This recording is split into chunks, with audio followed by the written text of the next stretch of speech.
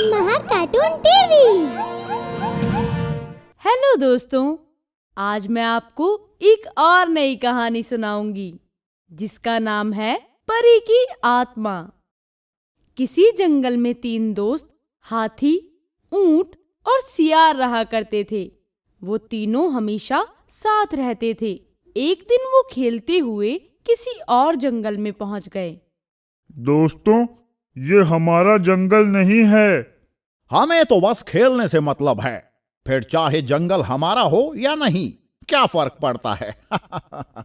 मैंने सुना है कि ये एक भूतिया जंगल है, हमें यहाँ नहीं रुकना चाहिए। ऊंट भाई, इसे डरने दो, हम खेलते हैं। हाथी की बात को नजरअंदाज करके ऊंट और सियार खेल में मग्न हो जाते हैं।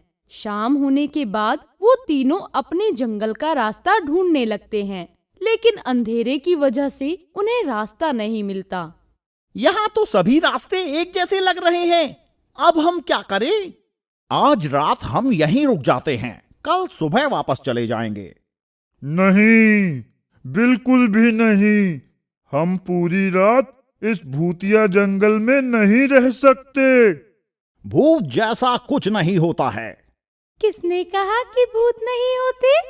आवाज सुनते ही वो तीनों हक्के बक्के रह जाते हैं और डरते हुए पीछे मुड़कर देखते हैं, लेकिन वहाँ कोई भी नजर नहीं आता। यहाँ तो कोई नहीं है, फिर ये आवाज किसकी थी? मैं हूँ तो सही।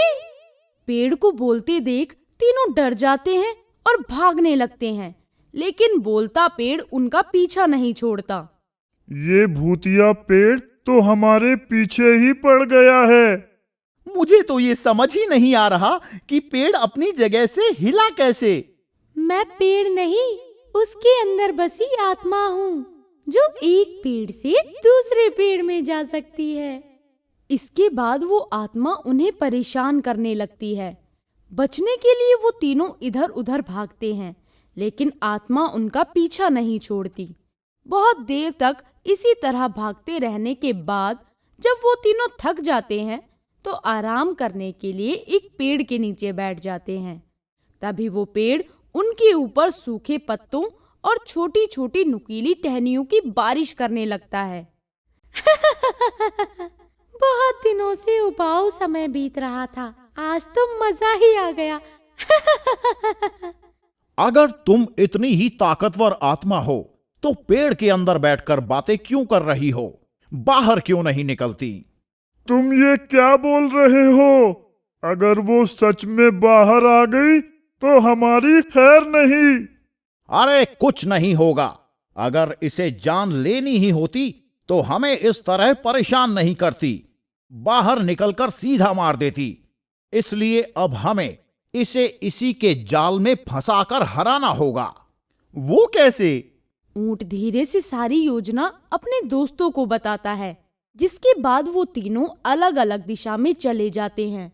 एक दिशा में हाथी हर पेड़ पर टक्कर मारता हुआ चलता है, तो दूसरी दिशा में सियार अपने नाखूनों से हर पेड़ की छाल उखाड़ता हुआ चलता है। तीसरी दिशा में ऊंट अपनी गर्दन से हर पेड़ के पत्ते गिराता हुआ चल रहा होता है। पूरे जंगल का चक्कर लगाकर थोड़ी देर में वो तीनों अपनी जगह वापस आ जाते हैं। मुझे अपने पूरे रास्ते में वो आत्मा कहीं नहीं मिली। और मुझे भी। इससे ये पक्का हो गया कि वो आत्मा किसी को भी मारना नहीं चाहती, नहीं तो हमें अकेला देखकर वो जरूर हमला करती। हमें उसके मन की बात को जानना ही होगा। दोस्तों, जंगल में आग लगा देते हैं, इससे हमें जल्द घर जाने का रास्ता मिल जाएगा और आत्मा से भी छुटकारा मिल जाएगा। नहीं नहीं, आग मत लगाना। तो ठीक है, एक शर्त पर नहीं लगाऊंगा। तुम्हें बताना होगा कि तुम कौन हो और यहाँ क्या कर रही हो। मैं एक परी हूँ। बहुत समय पहले मैं सभी जानवरों के साथ यहाँ रहा करती थी। एक दिन जंगल में भयानक आग लग गई और उस आग की चपेट में आकर मेरी और जंगल के कुछ जानवरों की मृत्यु हो गई। क्योंकि मुझे पेड़ और हरियाली बहुत पसंद है, इसीलिए मैं इन पेड़ों के अंदर रहना पसंद करती हूँ। तो क्या तुम हमेशा यहीं रहोगी? नहीं, मुझे मुक्ति मिल सकती है, लेकिन वो मुझे तभी मिलेगी जब मैं उस जगह पहुंच जाऊं जहां मेरा पहले घर था। लेकिन मुझे वो जगह नहीं मिल रही। घर के आसपास की कोई खासियत बता सकती हो? हाँ, मेरे घर के पास एक छोटा सा तालाब था। वैसा तालाब पूरे जंगल में कहीं नहीं था। मैंने उसे ढूंढने की बहुत कोशिश की, लेकिन वो मुझे कहीं नहीं मिला। अगली सुबह तीनों दोस्त तालाब ढूंढने निकल जाते हैं। परी की आत्मा भी पेड़ से बाहर निकलकर उनके साथ चलने लगती है। पूरे जंगल में भटकने के बाद उन्हें एक कोने में खाली गड्ढा नजर आता है। हमने पूरा जंगल देख लिया, लेकिन ऐसा गड्ढा सिर्फ एक ही जगह दिखाई दिया है। मुझे लगता है ये वही तालाब है जो सूख जाने की वजह से परी को कभी नहीं मिला।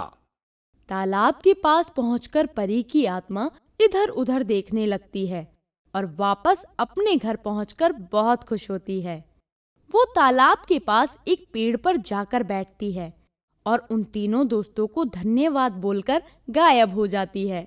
इस तरह हाथी, सियार और ऊंट की मदद से परी की आत्मा को मुक्ति मिल जाती है। अगर आपको हमारे वीडियोस पसंद आ रहे हों तो इन्हें लाइक करें, चैनल सब्सक्राइब करें और हमारे कार्टून शो सबसे पहले देखने के लिए बेल आइकन दबाना ना भूलें।